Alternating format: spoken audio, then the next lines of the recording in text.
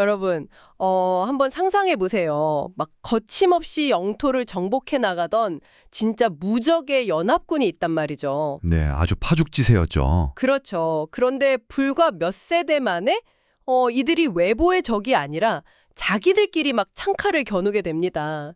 심지어 특정 단어 발음을 똑바로 하지 못했다는 이유 하나만으로 그 자리에서 동족 4만 2천 명을 학살해요. 아, 그 부분은 정말 읽으면서도 믿기 힘든 기록이죠. 진짜 대박이지 않나요? 도대체 한 사회가 어떻게 이토록 철저하게 무너져 내릴 수 있을까요? 오늘 우리가 이 고대 기록의 가장 깊은 곳까지 한번 파헤쳐 볼 텐데요. 네, 기대가 됩니다. 오늘 이 심층 탐구라는 지식의 여정을 통해서 단순한 영웅담이 아니라 한 공동체가 어떻게 분열하고 타락해 가는지 그 소름 끼치는 심리적 또 사회적 붕괴 과정을 추적해 보려고 합니다. 아주 날카로운 지점에서 시작하시네요. 이 자료를 보면 흔히들 막 위대한 영웅들의 승전보 정도로 오해하기 쉽거든요. 약간 성경 동화 같은 느낌으로요. 맞아요. 하지만 실상은 전혀 다릅니다. 처음에 거대한 비전을 공유했던 하나의 공동체가 지리적인 한계나 기술적 격차, 그리고 뭐랄까 인간 본성의 가장 어두운 면과 부딪히면서 어떻게 산산조각이 나는지 아주 정교한 심리 스릴러를 보는 것 같아요. 와, 심리 스릴러. 자, 그럼 그 파국의 시작점으로 한번 가보죠. 모세와 여호수아라는 그 압도적인 카리스마를 가진 전설적인 리더가 세상을 떠났습니다. 엄청난 권력의 진공 상태가 생긴 거죠. 네, 백성들이 멘붕에 빠져서 묻습니다. 이제 누가 먼저 올라가서 가나안 족속과 싸울 것인가? 이 불안감 속에서 첫 번째 타자로 나선 게 바로 유다 지파였어요. 유다 지파가 아주 똑똑했죠. 바로 시므온 지파한테 동맹을 제안하거든요. 맞아요. 내가 배정받은 땅에 함께 가서 싸워주면 나중에 네 땅 갈 때 나도 같이 가겠다. 이렇게요. 이 초기 연합은 굉장히 성공적이었습니다. 유다와 시므온 연합군이 벳색이라는 곳에서 가나안 족속하고 브리스 족속 1만 명을 물리치거든요. 여기서 텍스트가 아주 구체적으로 한 인물을 조명하는데요. 아, 그 아도니 벳색이요? 네, 아주 잔혹한 왕이었죠. 연합군이 그 사람을 사로잡아서 엄지손가락이랑 엄지발가락을 싹둑 잘라버리잖아요. 근데 이 왕 반응이 되게 기괴하더라고요. 맞아요. 오히려 막 원망을 하는 게 아니라 탄식을 하죠. 네. 예전에 내가 70명의 왕들의 엄지손가락과 발가락을 자르고 내 상 밑에서 부스러기를 줍게 했더니 신이 내가 행한 대로 갚으셨다 이러면서요. 그리고 예루살렘으로 끌려가서 죽습니다. 이게 그 고대 근동의 철저한 눈의 눈, 이에는 이라는 인과응보적 세계관을 딱 보여주는 대목이거든요. 그러니까 손가락, 발가락 자르는 게 무슨 특별한 의미가 있는 건가요? 엄지손가락이 없으면 칼이나 창 같은 무기를 제대로 쥘 수가 없잖아요. 아, 그렇네요. 그리고 엄지발가락이 없으면 중심을 잡고 달리지를 못해요. 즉, 왕으로서의 어떤 군사적, 정치적 생명을 완전히 끊어버리는 상징적이면서도 물리적인 형벌이었던 거죠. 와, 잔인하지만 확실한 방법이었네요. 아무튼 이스라엘 지파들은 이런 무시무시한 기선제압으로 초반에 산지 점령에 성공합니다. 네, 산지에서는 아주 기세등등했죠. 근데 잠깐만요. 제가 팩트체크를 좀 해보면요. 텍스트에 유다 지파가 험준한 산지의 주민들은 성공적으로 쫓아냈는데 이상하게도 골짜기, 즉 평지의 주민들은 쫓아내지 못했다고 나와요. 아주 중요한 포인트를 짚으셨습니다. 아니, 방금 전까지 10,000명을 베고 막 왕의 수족을 자르던 그 무적의 군대가 왜 갑자기 평지 앞에서 멈춰선 거죠? 뭐 산 타느라 체력이 다 방전된 건가요? 체력 문제는 아니었고요. 이 소스에서는 그 이유를 아주 건조하고 명확하게 딱 한 단어로 설명합니다. 한 단어요? 네, 바로 철기병거를 가지고 있었기 때문입니다. 아, 철기병거. 네, 이 격차를 이해하셔야 돼요. 당시에 이스라엘은 기껏해야 청동기 수준의 무기를 둔 보병 중심이었거든요. 약간 보따리 싸들고 싸우는 느낌이었겠네요. 그렇죠.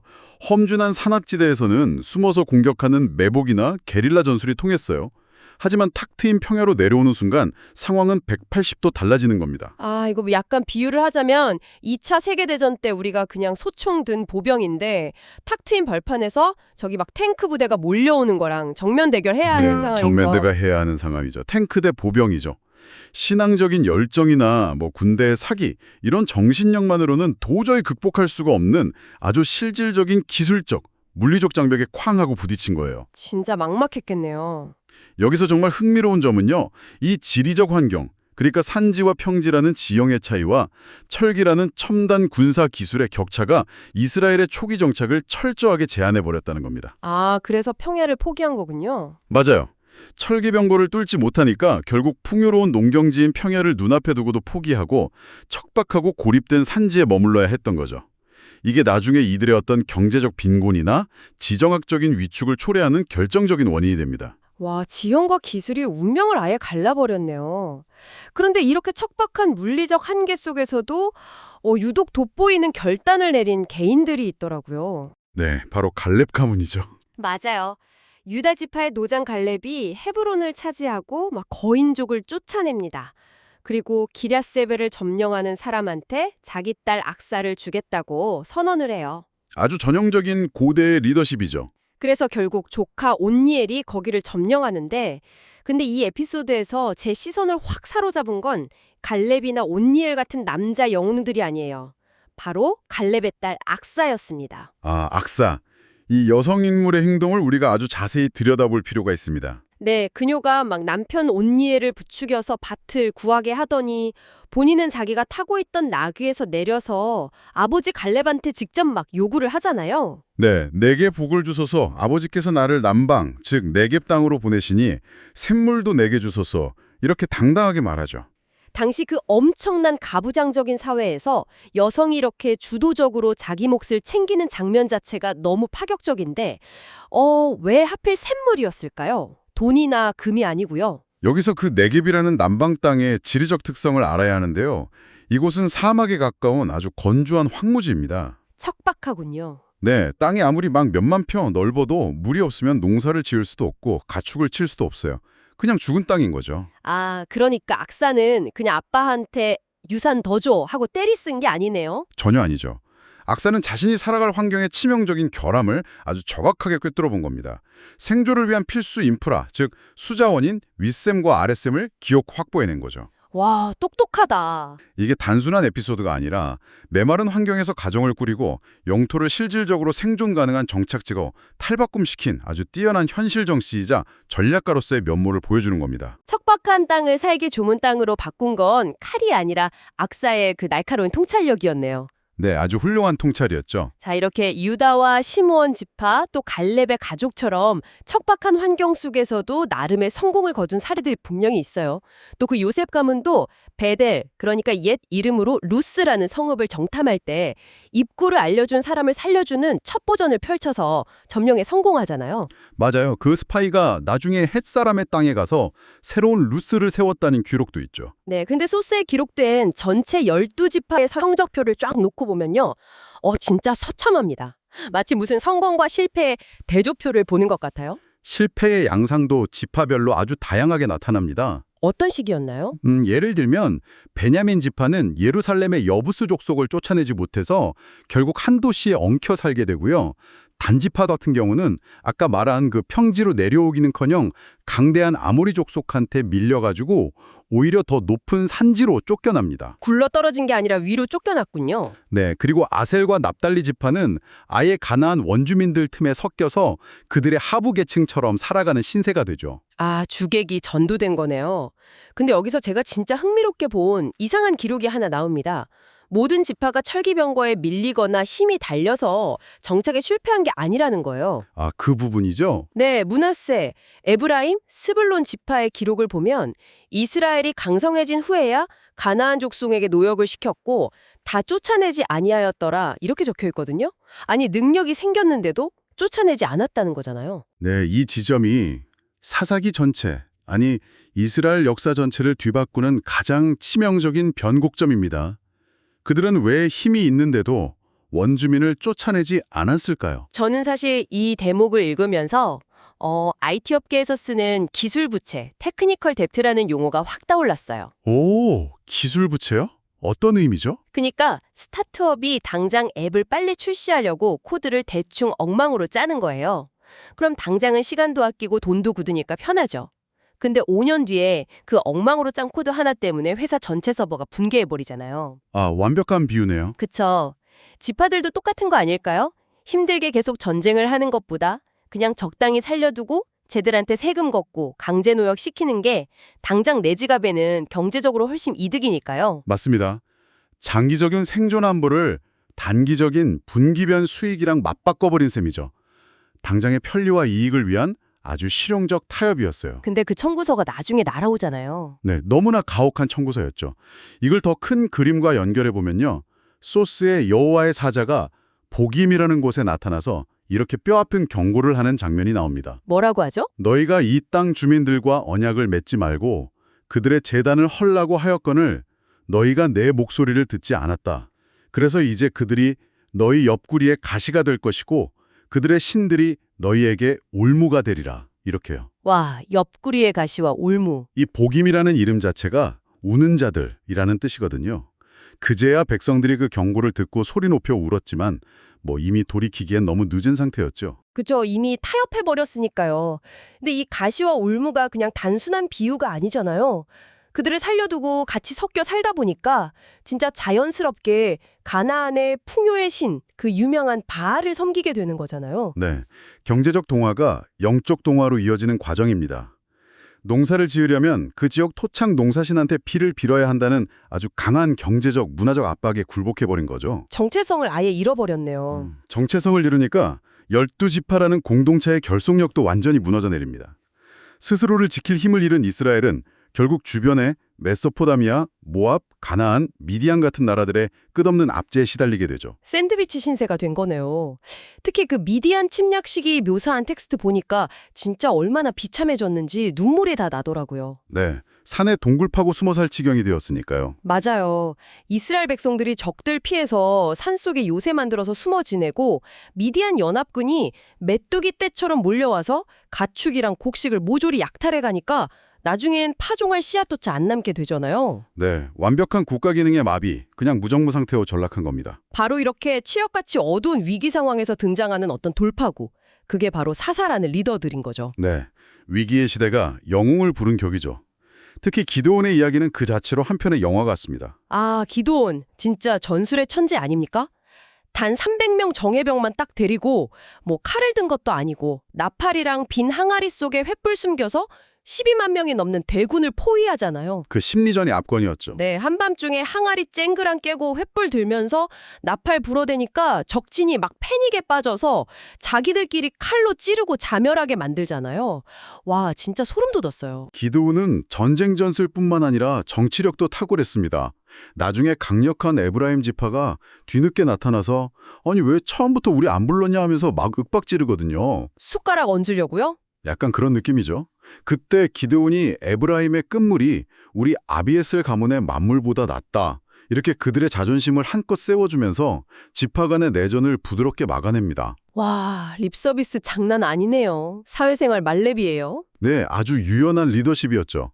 하지만 진짜 문제는 이 거대한 승리 직후에 터집니다. 아, 승리에 취한 건가요? 네, 백성들이 막 흥분해서 기드온한테 당신과 당신 아들들이 우리의 왕이 되어달라고 간청을 해요. 맞아요. 그때 기드온이 진짜 멋있게 거절하잖아요. 나는 여러분 다스리지 않겠다. 오직 10만이 다스릴 것이다. 말은 아주 청산유수였죠. 하지만 그 직후의 행동이 완전히 모순 그 자체입니다. 백성들에게 방금 이긴 전리품으로 얻은 금 귀고리를 다 내놓으라고 요구하거든요. 아니, 왕 안 하겠다면서 갑자기 금은 왜 걷어가는 거예요? 그 엄청난 양의 금으로 에봇이라는 걸 만듭니다. 에봇이요? 그게 도대체 뭐길래 소스 기록에서 그것이 기드온과 이스라엘 전체의 올무가 되었다고 콕 집어서 비판하는 건가요? 원래 에봇은 이스라엘의 대제사장만이 입을 수 있는 거룩한 의복이에요. 신의 뜻을 묻는 공식적인 도구란 말이죠. 그런데 기드온이 전리품으로 자기만의 화려한 황금 에봇을 만들어서 자기 고향인 오브라에 떡하니 전시를 해놓은 겁니다. 아, 중앙으로 가야 할 어떤 종교적 권유를 훔쳐온 거네요? 정확합니다. 이건 단순한 승리 기념비가 아니에요. 사설 종교이자 권력의 우상을 개인의 동네로 가져와 버린 거죠. 와, 뒤통수 맞은 기분이네요. 입으로는 왕관을 거절해놓고 실제로는 권력이랑 부를 독점하는 무관의 제왕처럼 군림하기 시작한 거군요. 겉으로는 겸손을 가장했지만 속으론 엄청난 권력을 탐했던 겁니다. 여기서부터 사사들의 리더십에 아주 짙은 그림자가 드리우기 시작하죠. 진짜 리더의 이중성이네요. 근데 또 다른 사사인 입다의 이야기를 보면요. 리더의 이 내면적 결핍이 어떻게 공동체를 아주 박살내는지 훨씬 더 끔찍하게 보여주더라고요. 입다는 그 출신부터가 아주 불우한 아웃사이더였습니다.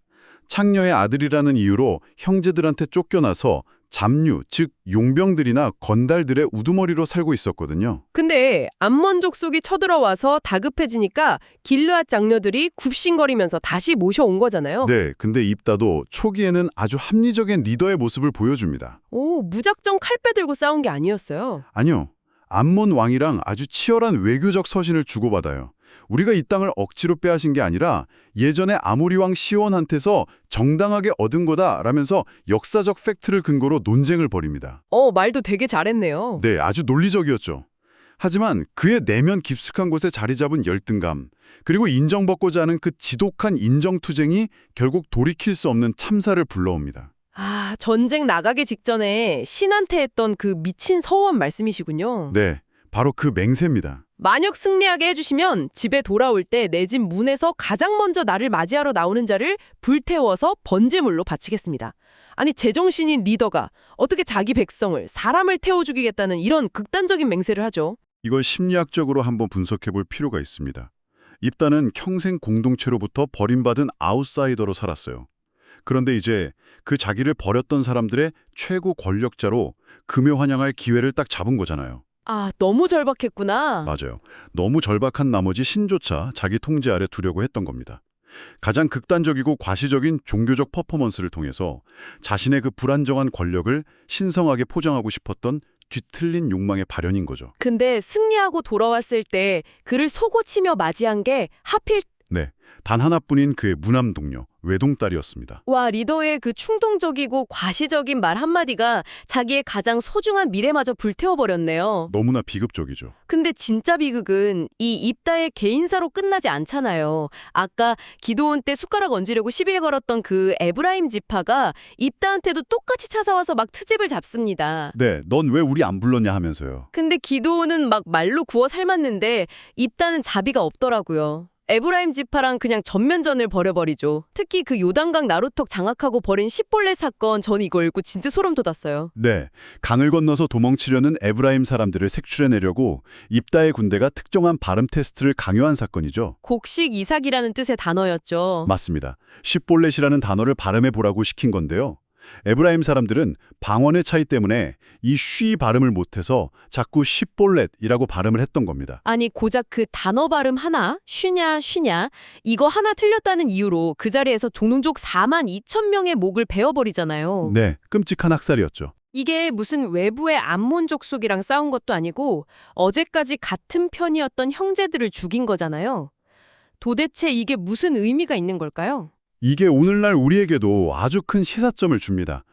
외부의 거대한 위협이 사라지는 순간 공동체 내부에서 어떻게 순혈주의나 편가르기, 즉 부족주의가 폭발하는지 보여주는 아주 극단적인 사례거든요. 아, 부족주의? 리더들이 위기를 돌파해서 외부의 적은 훌륭하게 막아냈지만 승리 이후의 교만함, 충동성, 그리고 집단 내의 갈등은 전혀 통제하지 못한 겁니다. 오히려 리더 본인의 상처와 이기심이 공동체를 피바다로 몰아넣은 거죠.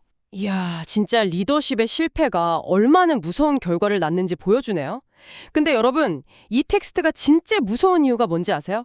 추락의 바닥이 여기가 아니라는 겁니다. 네, 아직 더 깊은 바닥이 남아있죠. 사사기의 마지막을 장식하는 기부한 내전 에피소드는요, 정말 인간의 도덕적, 사회적 붕괴의 끝을 보여줍니다. 베냐민 지파의 영토인 기부아에서 한 레위인의 첩이 동네 불량배들한테 밤새 유린당하다가 목숨을 잃는 끔찍한 사건이 발생하죠. 맞습니다. 분노한 레위인이 그 시신을 12토막을 내서 이스라엘 전역에 보내버립니다. 그래서 분노한 이스라엘 연합군 40만 명이 모이잖아요. 네, 이 연합군은 베냐민 지파에게 당장 그 범죄자들을 내놓으라고 요구합니다. 그런데 베냐민 지파는 이를 거절해요. 아니, 왜요? 명백한 범죄인데? 범죄자들을 감싸면서 오히려 연합군한테 전면전을 선포한 겁니다. 이건 한 지파 전체가 극악한 범죄에 동조하면서 도덕적 파산을 선언한 거나 다름없죠. 진짜 제정신이 아니네요. 근데 더 기막힌 건 이스라엘 연합군의 상황이에요. 40만 명 대 2만 6천 명. 병력 차이가 압도적이잖아요. 무조건 이겨야 하는 싸움이죠. 네, 근데 연합군이 첫째 날이랑 둘째 날 전투에서 무려 4만 명이라는 엄청난 전사자를 내면서 대패를 합니다.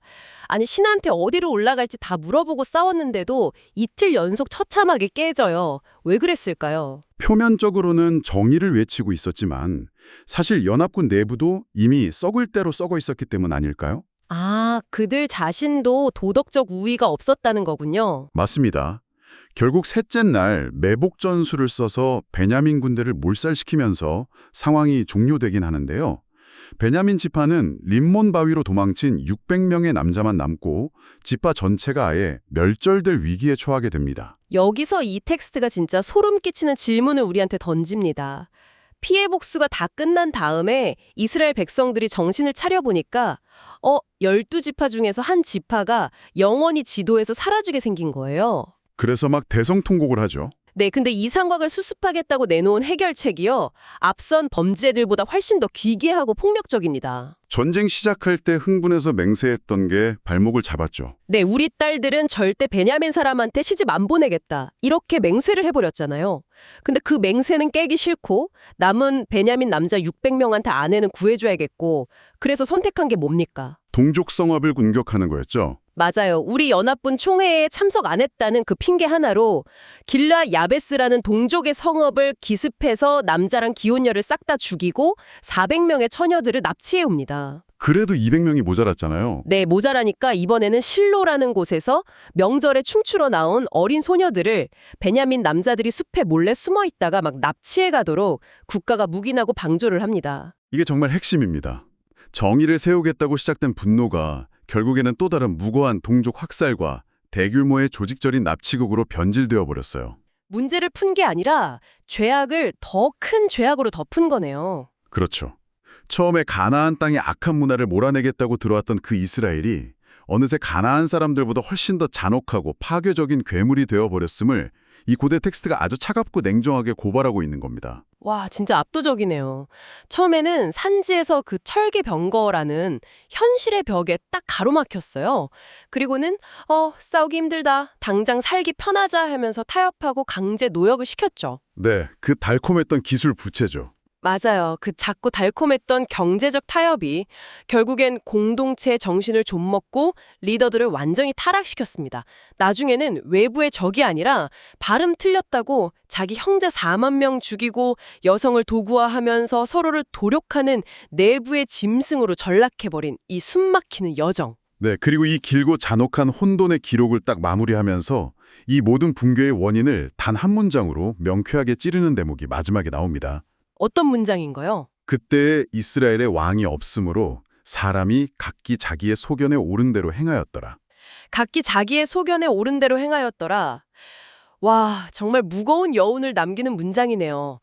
여러분, 모두가 각자의 잣대와 어떤 자기만의 정답을 옳다고 맹신하면서 폭주할 때 우리가 속한 공동체의 근본적인 방향성은 과연 어디로 향하게 될까요? 깊이 생각해 볼 문제죠. 혹시 철기병거라는 눈앞의 두려움 때문에 정면 승부를 살짝 피하고 있진 않으신가요?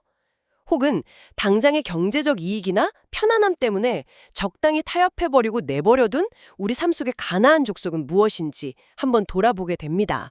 네, 그 작은 타협이 무서운 거거든요. 맞아요. 그 타협이 결국 우리를 내부에서부터 무너뜨리는 괴물로 만들고 있지는 않은지. 수천 년 전에 이 거대한 혼돈을 담은 텍스트가 오늘날 우리의 일상 그리고 리더십에 던지는 이 묵직한 질문을 여러분도 한번 깊이 곱씹어 보시기 바랍니다. 오늘 저희가 준비한 심층 탐구는 여기까지입니다.